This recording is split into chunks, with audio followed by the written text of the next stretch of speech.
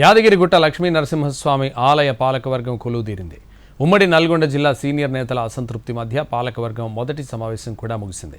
పాలకవర్గం ఏర్పాటులో ఉమ్మడి జిల్లా నేతల అభిప్రాయాలను పరిగణలోకి తీసుకోకపోవడంతో గుర్రుగా ఉన్న నేతలు పాలకవర్గ ప్రమాణ స్వీకారానికి రాకపోవడం ఉమ్మడి నల్గొండ జిల్లా రాజకీయాల్లో హాట్ టాపిక్గా మారింది.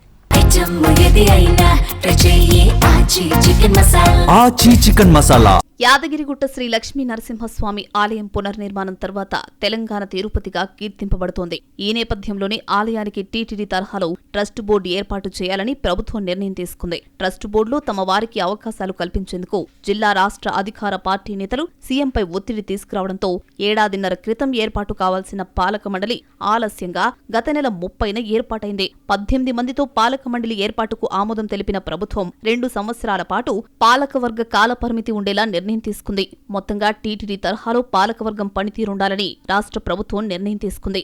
ఏడాదిన్నరగా ఊరిస్తున్న పాలకవర్గం ఏర్పాటు కావడంతో పాలకవర్గం కూర్పులో తమకు ప్రాధాన్యత ఇవ్వకపోవడంపై ఉమ్మడి నల్గొండ జిల్లా నేతలు అసంతృప్తిగా ఉన్నారు. మునుగోడు ఎమ్మెల్యే కోమటిరెడ్డి రాజగోపాల్ రెడ్డి బహిరంగంగానే తన అసంతృప్తి వ్యక్తం చేశారు. యాదగిరిగుట్ట శ్రీ లక్ష్మీ నరసింహస్వామి ఆలయం కొలువై ఉన్న ఆలేరు నియోజకవర్గానికి చెందిన ఎమ్మెల్యే ప్రభుత్వ విప్ బీర్ల ఐలయ్యకు కమిటీలో స్థానం లేకపోవడంపై నియోజకవర్గ నేతలు అసంతృప్తిగా ఉన్నారు. ఇదంతా ఇలా ఉంటే ప్రతిష్టాత్మకంగా జరిగిన పాలక మండలి ప్రమాణ స్వీకారానికి జిల్లా మంత్రులు ఉత్తమ్ కుమార్ రెడ్డి, కోమటిరెడ్డి వెంకటరెడ్డితో పాటు ఇన్ఛార్జ్ మంత్రి అడ్లూరి లక్ష్మణ్ కుమార్ కూడా గైర్హాజరయ్యారు. దీంతో యాదగిరిగుట్ట ఆలయ పాలకవర్గం కోర్టులో ప్రభుత్వం తీసుకున్న నిర్ణయంపై ఉమ్మడి నల్గొండ జిల్లా నేతలు గుర్రుగా ఉన్నారనే అభిప్రాయం వ్యక్తమవుతోంది. తమ అభిప్రాయాలు పరిగణలోకి తీసుకుని పాలకవర్గం కూర్పు చేయకపోవడంపై జిల్లా సీనియర్ నేతలు అసంతృప్తిగా ఉన్నారని టాక్ వినిపిస్తోంది. అందుకే మంత్రులను పాలకవర్గ ప్రమాణ స్వీకారానికి ఆహ్వానించినా డుమ్మా కొట్టినట్లు తెలుస్తుంది. మరోవైపు ఉమ్మడి నల్గొండ జిల్లా ఎమ్మెల్యేలు,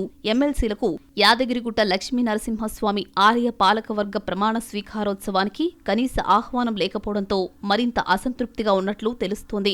ఏడాదిన్నర తర్వాత యాదగిరిగుట్ట ఆలయానికి పాలకవర్గం ఏర్పాటు చేస్తే ఉమ్మడి జిల్లా నేతలంతా ఎవరికి వారే అసంతృప్తిగా ఉండడం ఉమ్మడి నల్గొండ జిల్లా రాజకీయాల్లో హాట్ టాపిక్ గా మారింది.